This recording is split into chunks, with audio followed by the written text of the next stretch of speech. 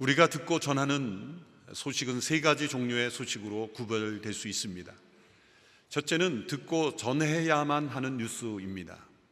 전해야만 하는 의무감, 어떤 법이나 제도 혹은 자신에게 주어진 직위 때문에 전해야만 하는 어떤 소식들입니다. 두 번째는 거기서 한 단계 더 나아가 듣고 전할 수밖에 없는 소식입니다. 이것은 너무나 중요한 진실이고 이 진실이 많은 사람들에게 알려져야만 하는 것이기에 전하지 않을 수 없는 절박감, 긴장감을 가져오게 하는 소식입니다. 세 번째는 거기서 더 한 걸음 나아갑니다. 그것은 듣고 전하지 않으면 벌받을 소식입니다. 예를 들어 건물에 화재가 났는데 내가 그 화재가 일어났다는 것을 목격함에도 다른 사람들에게 그 위험을 알려주지 않았어 누군가 생명을 잃어버렸다면 그것은 전하지 않은 자에게 무거운 책임이 주어지는 그런 소식인 것입니다. 전쟁 중에 적이 쳐들어왔다는 것을 제일 먼저 알게 된 군사가 그것을 아군에게 전파하지 않았기 때문에 만일 패배했다면 그것은 전하지 않은 자에게 벌이 임할 수 있는 소식인 것입니다. 이처럼 우리가 듣고 또 전하는 소식들은 그 중요성에 따라서 때로는 의무감으로, 때로는 절박함으로, 때로는 무거운 책임감을 느끼는 소식으로 분류될 수 있는 것입니다. 그렇다면 우리가 믿고 그리고 의지하는 복음은 어떤 종류의 소식으로 나에게 다가오는 것일까? 이것을 우리가 새해 첫 주에 돌이켜보고자 하는 것입니다. 우리를 구원한 이 복음은 나에게 어떤 소식인가? 그리고 이 복음을 전해야 하는 나에게 어떤 의무감으로 머무는 것인가? 아니면 더 깊은 절박감으로 오는 것인가? 그보다 더 무거운 책임감으로 나에게 다가오는 소식인가? 라는 것입니다. 역사적으로 예수님을 믿고 복음을 체험한 이들의 공통점은 단순한 의무감으로 전하지 않았다는 것입니다. 그들은 전할 수밖에 없는, 전하지 않으면 견딜 수 없는 절박감으로 복음을 증거했습니다. 사도행전에 보면 베드로와 요한이 그들이 만난 예수님을, 부활하신 예수님을 증거할 때 많은 사람 앞에서 이렇게 고백했습니다. 우리는 보고 들은 것을 말하지 않을 수 없습니다.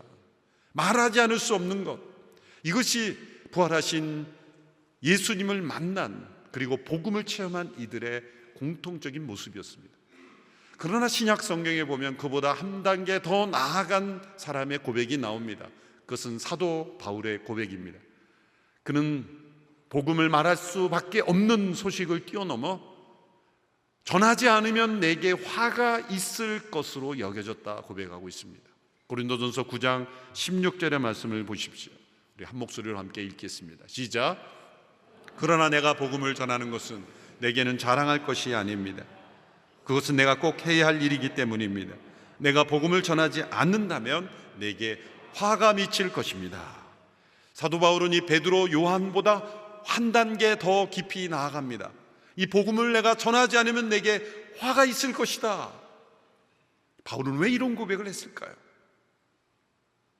꼭 해야 할 일이란 이유를 가리켜 이 복음을 전하지 않으면 내게 화가 임할 것이다. 당시 로마 제국이나 유대 사회에서 바울이 복음을 전하지 않는다고 그를 처벌할 것은 아니었습니다. 도리어 그가 전하는 복음으로 인해 그를 처형했죠. 그를 핍박했죠. 이 말씀은 분명 자신이 복음을 전할 필요가 없는 것을 함으로써 받는 고난이 아니라 도리어 다른 누가 하라고 하지 않아도 자발적으로 스스로 전할 수밖에 없는 이 복음, 그리고 전하지 않으면 내게 화가 임할 것 같은 그러한 절박감이 있었던 이유는 무엇일까? 그것은 사도 바울이 깨달은, 체험한 이 복음이 남달랐기 때문입니다. 베드로와 요한이 경험한 복음과 동일한 복음임에도 불구하고 사도 바울은 누구보다도 이 복음의 실제와 진실과 능력을 누구보다 더 깊이 체험했기 때문입니다. 하나님께서는 바울을 복음의 사도로 부르셨고 특별히 이 복음을 이방인들에게 전하는 도구로 사용하셨습니다. 그래서 누구보다도 더 많은 계시를 주셨고 더 많은 깨달음을 주셨고, 그래서 그는 신약의 3분의 2를 기록하게 되었습니다. 누구보다도 그는 십자가와 부활의 권능에 참여한다는 것이 무엇인지를 깨달았어요. 사도 바울을 통해서 기록된 로마서, 갈라디아서, 에베소서, 빌립보서, 골로새서, 이러한 그의 서신서들이 없었다면 우리가 어떻게 복음의 체계적인 진리를 깨달을 수 있겠습니까? 그러므로 베드로와 요한, 다른 사도보다도 훨씬 더 많은 복음의 계시, 그리고 복음의 능력을, 그리스도와 연합된다는 것, 그리스도의 몸의 일체가 된다는 것, 그 삼위일체 하나님의 놀라운 구원, 그 복음을 깊이 깨달은 사도 바울은 이 복음을 내가 전하지 않으면 내게 화가 있을 것이라는 고백을 할 수밖에 없었던 거예요. 만일 이러한 느낌이 동일하게 있다면 그는 사도 바울 수준의 계시를 깨달은 사람이에요. 복음의 체험을 한 사람이에요. 믿음의 체험과 복음을 깨달은, 복음을 체험한 그 정도에 따라 어느 정도 다르겠지만 분명한 것은 우리가 복음 안에 살고 복음에 합당하게 살고 복음의 능력을 체험한 사람이라면 복음은 단순히 전해야 하는 의무감을 뛰어넘는 것입니다. 그것은 전할 수밖에 없는 것이고, 그리고 전하지 않으면 내게 화가 있을 것 같은 체험입니다. 이러한 사도 바울을 통해서 전해진 복음은 어떻게 전해졌습니까?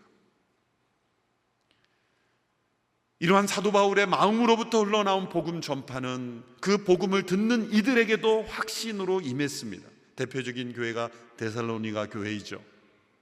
데살로니가 교회는 사도 바울이 불과 몇 개월밖에 머물지 않는 짧은 체류 기간이었지만 복음이 성령의 역사로 큰 능력과 확신으로 임했습니다.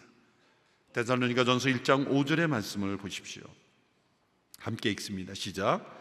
이는 우리의 복음이 여러분에게 단순히 말로만 전해진 것이 아니라 능력과 성령과 큰 확신이 가운데 전해졌기 때문입니다. 우리가 여러분 가운데서 여러분을 위해 어떤 사람이 됐는지는 여러분이 잘 알고 있습니다. 이런 사도 바울을 통해 복음이 데살로니가에 전해졌을 때 그 성도들에게 큰 확신으로 전해졌다. 이 확신이라는 단어의 의미는 매우 흥미롭습니다. 그것은 컵에 물이 차고 흘러넘치는 상태를 의미합니다. 복음이 우리 가운데 전해졌을 때 우리에게 확신이 맺다는 건 흘러넘치는 겁니다. 뭔가 부족함을 느끼지 않습니다. 흘러넘침으로 다른 사람에게도 이 복음의 영향력이 흘러가게 된다는 것이죠.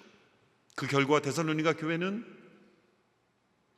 사도 바울이 불과 짧은 기간을 몇 개월밖에 머물지 않았지만 그 복음의 역사로 마게도니아 대륙 전체에 복음이 증거되는 통로가 되었습니다. 1장 8절의 말씀을 보십시오. 데살로니가전서 1장 8절 함께 읽습니다. 시작. 주의 말씀이 여러분에게서 시작돼 마케도니아와 아가야에 널리 퍼지게 된 것은 물론 하나님을 믿는 여러분의 믿음의 소문이 방방곡곡에 알려지게 됐습니다. 그러므로 우리는 아무것도 말할 필요가 없습니다. 주의 말씀이 그 성도들에게 시작돼 널리 퍼지게 되었다. 이 널리 퍼지게 되었다, 알려지게 되었다.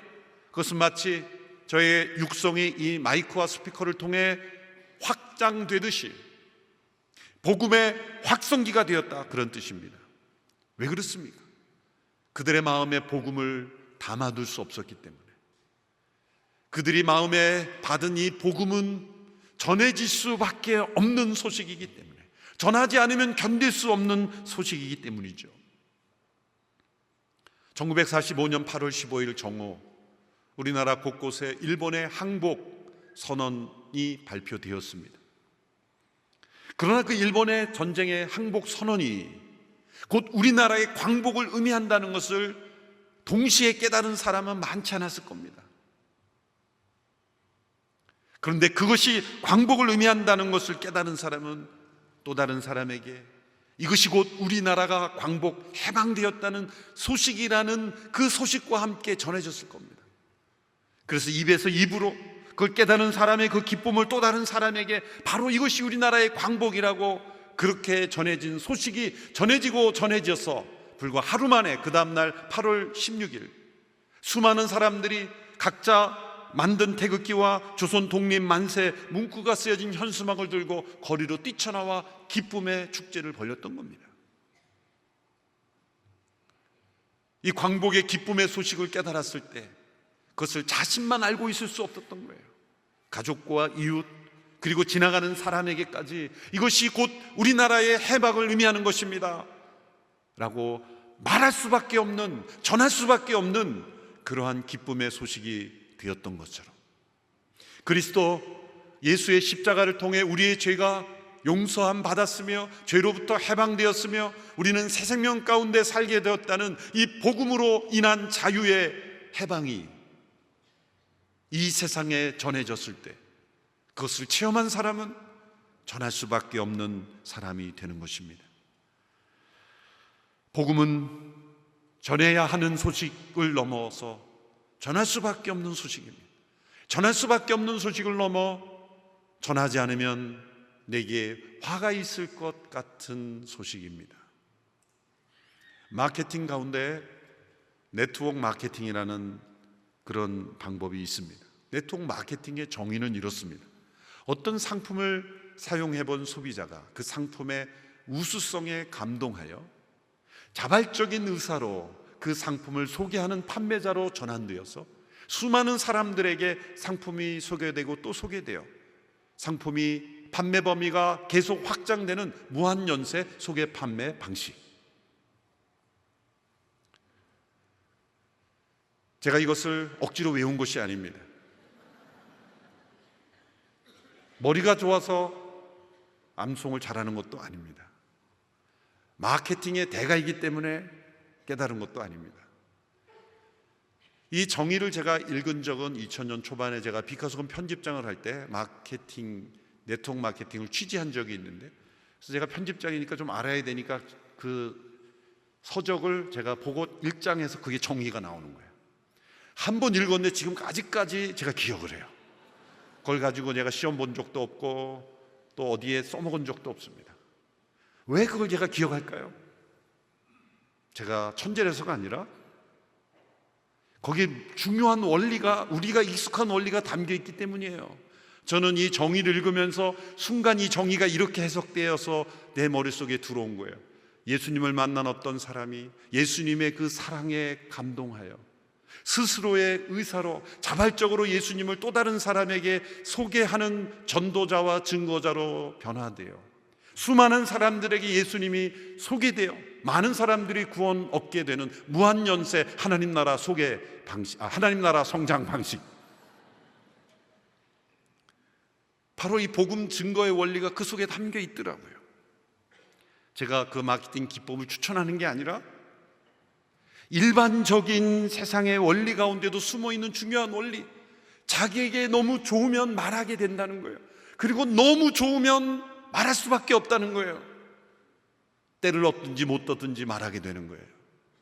그리고 치명적으로 사람들이 알아야 될 진실이 있다면 그것은 전할 수밖에 없고 전하지 않으면 자신이 화가 임할 것 같은 무거운 책임감을 가지게 된다는 겁니다. 바로 이러한 복음의 영향력과 확장력이 가장 잘 묘사된 이야기가 오늘 본문의 이야기입니다. 구약 성경에 나오는 많은 이야기 가운데 바로 이 이야기를 통해서 우리에게 복음이 나에게 어떤 소식인가를 되새겨 보게 하는 것입니다. 이 사건은 엘리사 선지자 시대의 사건입니다. 북왕국 이스라엘의 수도였던 사마리아 성이 이제 아람 군대에 의해서 완전히 포위되었습니다. 그리고 고립되었습니다. 사마리아 성 사람들은 그 성 안에서 굶주려 죽어가고 있었습니다. 그들은 성문을 열고 아람 군대와 싸울 능력도 없었고 또 성 안에서 그 양식을 해결할 능력도 없었습니다. 고사되어 가고 있었던 거죠. 그런데 그 성에서 가장 고통스럽게 죽어가던 사람은 누구였겠습니까? 바로 성 밖에 있는 환자들이었습니다. 특별히 격리되어 있는 나병 환자들. 그들은 전염성 있는 질병이기에 성 안에도 들어가지 못하고 성 밖에서 사람들이 가끔 던져주는 음식으로 염려하는 삶을 살았던 사람들입니다.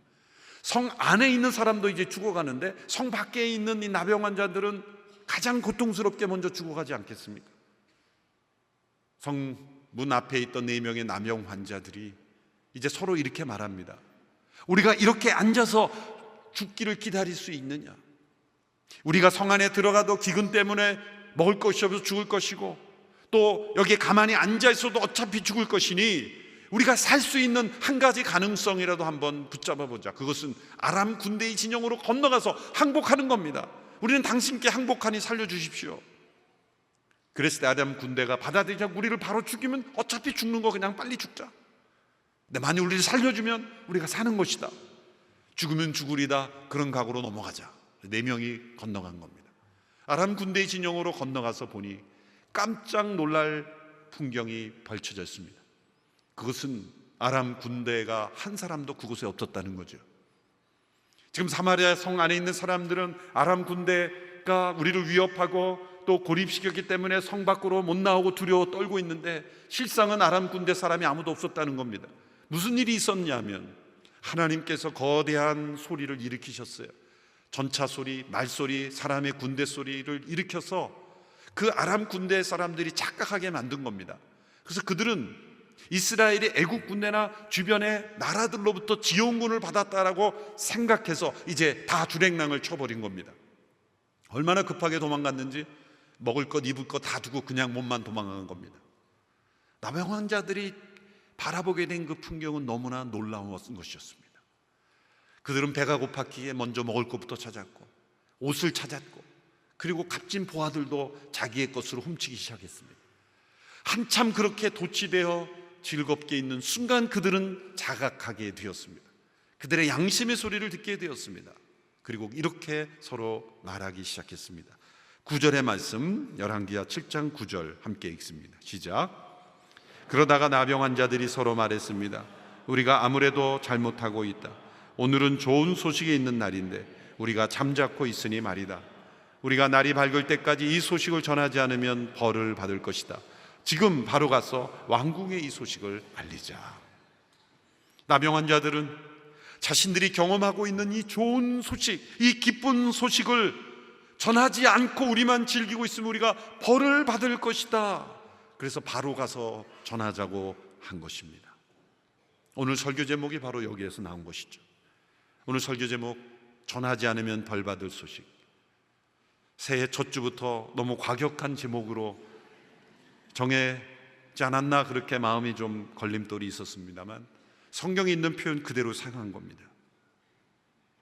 이 제목을 잡은 까닭은 오늘 선교헌금 작정 안 하면 벌 받는다, 그런 메시지가 전혀 아닙니다. 오해하지 마시기 바랍니다. 나병 환자들이 양심이 깨어난 이 상황에서 이 놀랍고 기쁜 소식을 전하지 않았을 때 우리에게 벌이 임할 것 같은 무거운 책임감, 이것이 바로 사도 바울의 마음이요, 우리가 체험해야 될 마음인 거예요. 굳이 그런 마음까지 가질 필요 있습니까? 목회자나 선교사들에게만 있어야지 우리에게 그런 마음 있을 필요가 있습니까? 그냥 우리는 전해야 된다니까 전하는 거고 그냥 협력하는 거고, 그 정도로 머문다면 어떤 문제가 생기냐면 복음의 능력을 체험하지 못한 거예요. 무거운 책임감은 없겠지만 그러나 놀라운 복음의 축복도 누리지 못하는 겁니다. 이거 두 가지는 연결되어 있기 때문이죠. 이것은 뒤집어서 우리의 마음을 체크하는 겁니다. 내가 얼마나 복음의 능력을 체험하고 복음이 주는 기쁨 속에 살아가고 있는가는 나에게 이 나병 환자들이 고백했던, 그리고 사도 바울이 고백했던 전하지 않으면 벌이 임할 것 같은 무거운 책임감이 함께 연결되어 있기 때문에 내가 복음의 능력을 체험하고 기쁨 속에 살아가고 있는지를 체크할 수 있는 중요한 질문이 되는 것입니다. 그러므로 새해 첫 주 선교 헌신 주일로 지키며 우리에게 이 마음이 회복되기를 함께 기도하는 것입니다. 나병 환자들이 경험한 이 좋은 소식, 그리고 그들이 보여준 이 반응은 우리가 경험한 이 복음과 복음에 대한 우리의 반응과 같은 원리에 있습니다. 첫째로, 세상의 모든 사람들의 상태는 이 사마리아 성 사람들의 상태와 같습니다.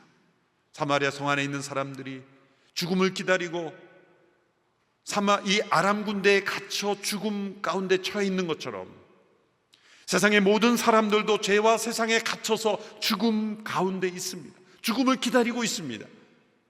세상에 아무리 많은 것을 성취하고 많은 사람들이 부러워하는 인생이라 할지라도 다 죽음 앞에서 떨고 있습니다. 자신만만하게 살아가는 사람을 향해서 만일 의사 선생님이 당신은 머지않아 몇 주 내에 죽습니다라고 말한다면 감사합니다라고 말할 사람이 누가 있을까요? 다 죽음 앞에 떱니다. 사마리아 성과 같은 사람들이에요. 어떤 외부에서 추가적인 어떠한 인풋이 없다면 다 죽음 가운데 처해 있는 것입니다. 그런데 은혜의 길이 우리에게 열렸습니다. 둘째로 사마리아 성 사람들이 아무것도 할 수 없고 아무것도 한 것이 없는 상태에서 오직 하나님의 은혜로 그들이 살 길이 열린 것입니다. 이 죽음의 그늘 아래 벗어나기 위해서 우리가 아무것도 할 수 없는 상황에서 오직 전능하신 하나님의 은혜와 능력으로 우리에게 구원의 길이 열린 것입니다. 우리는 이 죽음을 이길 수 있는 아무런 일을 하지 못합니다. 우리는 무능력합니다. 죄에서 벗어나는 것도 불가능합니다. 철저한 법으로도 어떤 자신의 노력과 수행으로도 지식으로도 죄를 벗어날 수 없으며 죽음에서도 벗어날 수 없습니다. 의학은 계속 발전할 겁니다. 그렇지만 죽음을 무너뜨릴 수는 없습니다. 생명을 연장시킬 수는 있겠지만 죽음을 생명으로 바꿀 수 있는 건 인간의 힘으로 불가능합니다. 오직 우리를 창조하시고 우리를 재창조하실 수 있는 전능하신 하나님의 은혜의 통로로만 우리는 살 수 있는 길이 열린 것입니다. 사마리아 성 사람들이 그들이 아무것도 하지 않았지만 은혜의 살 길이 열린 것과 마찬가지죠. 세 번째로 나병 환자들이 그들 앞에 펼쳐진 모습을 보고 기뻐하며 누리는 체험은 예수 그리스도를 통해 값없이 받은 은혜로 누리는 체험과 같습니다. 여러분, 우리가 세상에 줄 수 없는 기쁨을 예배 가운데, 기도 가운데, 말씀 가운데 누린다면 그것은 나로부터 온 것이 아니죠. 내 지혜와 내 깨달음과 내 분별력으로 내 교양으로 얻어진 기쁨이 아닙니다. 전적으로 예수 그리스도의 십자가의 복음을 통해서 우리에게 주어진 기쁨이요 능력입니다. 그런데 그 기쁨을 누리면서 맛보면서 점점 우리는 이상해집니다. 어떻게 이상해집니까? 내가 위대해서, 내가 잘나서, 내가 똑똑해서, 내가 다른 사람보다 나아서 이 복음을 깨달은 줄 알고 교만해지는 것입니다. 영적 교만이 오는 것입니다. 그리고 내가 깨달은 이 복음, 내가 체험한 이 은혜가 다른 사람에게 없을 때는 그를 비하하고 무시하는 것으로 이 은혜를 사용한다면, 그것은 마치 나병 환자들이 계속해서 그 아람 군대의 진영에 머물면서 죽어가는 사마리아 성 사람들을 보면서 너희들은 참 불쌍하다, 우리는 이렇게 축복을 누리는데 너희들은 왜 못 누리니라고 속으로 조롱하는 그 태도와 마찬가지인 거예요. 그런 네 번째로 나병 환자들은 그렇게 하지 않았습니다. 그들은 자신들이 누리고 있는 이 좋은 소식을 전하지 않으면 벌 받을 것 같은 양심의 자각 속에서 가서 알렸습니다. 마찬가지로 성령께서 우리가 누리고 있는 이 복음의 축복을 우리의 양심으로 깨어나게 할 때 전하지 않으면 벌 받을 것 같은 무거운 책임감을 가지게 되는 것입니다.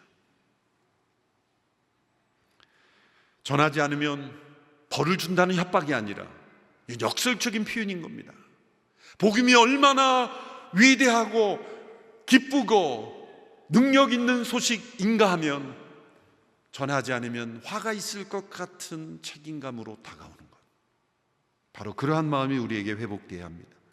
다섯 번째로 사마리아 사람들이 이렇게 살 수 있는 길이 열린 소식을 전한 사람은 왕도 아니요, 왕의 신하도 아니요, 그리고 힘 있는 지도자들도 아니라 성 밖에 있던 나병 환자들이었습니다. 이처럼 하나님께서 구원의 소식을 알리는 자로 사용하는 사람들은 연약한 사람들, 마음이 가난한 사람들입니다. 예수님이 세상에 오셨을 때 크리스마스의 첫 번째 소식을 듣고 경배한 사람은 베들레헴의 목자들이었습니다. 부활의 기쁜 소식을 제일 먼저 증거하게 첫 번째 부활의 증인이 되게 하신 사람은 바로 막달라 마리아였습니다.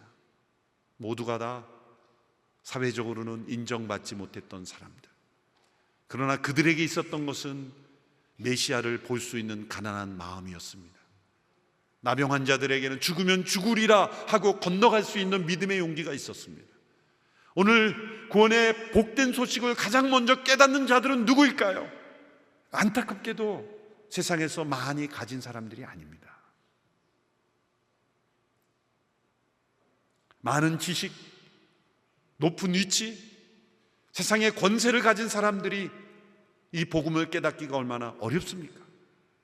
왜냐하면 천국을 바랄 이유가 없기 때문이죠. 이 땅을 천국처럼 살아가고 있다고 생각하는데 천국을 기대할 마음이 없습니다. 이 땅에서 본인이 누리는 것으로도 평안하다고 생각하는데, 스스로의 인생을 스스로 해결할 수 있다고 생각하는데, 질병도 다 고칠 수 있다고 생각하고 어떤 문제도 다 돈으로 해결할 수 있다고 생각하는 사람이 과연 이 복음을 깨달을 수 있겠습니까? 그러나 늘 부족함을 느끼고 삶의 곤핍함을 느끼고 때로는 고통과 고난 속에서 연약한 가운데 살아가는 이들이 하나님의 구원의 복음을 먼저 깨닫는 자가 된다는 것. 그것은 약한 자로 강한 자를 부끄럽게 하시는 하나님의 구원의 방법인 것입니다. 우리 모두가 연약한 자들이요, 나병 환자처럼 연약한 모습이지만 하나님께서 우리를 사용하셔서 복음의 기쁜 소식을 전하게 하신다는 것입니다. 은혜를 체험한 자들은 은혜의 전달자가 될 수 있습니다. 복음이 주는 이 축복을 알면서도 전하지 않는 것은 양심이 깨어나지 않는 것입니다. 어쩌면 교회 안에 있는 전도 대상자일 수도 있습니다. 둘 중에 하나죠. 예수님이 주신 이 복음이 얼마나 위대한지를 깨달았음에도 전하지 않는다면 둘 중에 하나예요. 지독한 이기주의자나 아니면 복음을 아직 모르는 사람인 건가. 오늘 이 말씀 앞에서 우리가 선교에 헌신한다 하기 전에 먼저 나는 복음이 어떤 소식으로 내 안에 있는가? 전할 수밖에 없는 소식인가? 아니면 전하지 않으면 견딜 수 없는 소식인가? 이 복음에 대한 우리의 느낌을 회복하는, 이 거룩한 책임감을 회복하는 것이 먼저 우선입니다. 예수님께서 우리에게 가서 영혼들을 구하라고 말씀하지 않으셨습니다. 구하는 것은 하나님이 하시는 겁니다. 다시 살리는 것은 하나님의 능력 가운데만 주어진 겁니다. 우리는 못합니다. 우리가 하는 건 가서 전하는 겁니다. 가서 알리는 겁니다. 이사야 40장 9절의 말씀을 같이 읽고 마치겠습니다. 시작. 시온의 좋은 소식을 전하는 사람아, 너는 높은 산으로 올라가거라. 예루살렘의 좋은 소식을 전하는 사람아, 두려워하지 말고 힘껏 외쳐라. 유다의 성읍들에게 말하여라. 보라, 너희 하나님께서 여기 계시다. 왜 높은 산으로 올라갑니까? 많은 사람들에게 전하려고. 우리의 삶 속에, 사회 속에서 우리가 보다 높이 올라가야 하는 이유를 설명한다면, 좋은 소식을 많은 사람들에게 영향 있게 전하기 위해서라면 하나님은 여러분의 뜻을 기뻐하실 겁니다. 높은 산에 올라가 두려워하지 말고 힘껏 외칠 정도로 이 구원의 기쁜 소식, 복음의 이 좋은 소식을 힘써 외칠 수 있는 온누리교회가 되기를 축원합니다. 온누리교회가 전하지 않으면 벌받을 것 같은 심정으로 복음을 전하는 일에 헌신하는 우리 모두가 되기를 축원합니다. 기도하겠습니다. 복음이 하나님의 능력임을 믿습니다. 우리를 구원하셨고 또 다른 영혼을 구원하실 수 있는 하나님의 능력임을 믿습니다. 세상은 어리석어 보이게 여기지만 하나님의 지혜임을 믿습니다.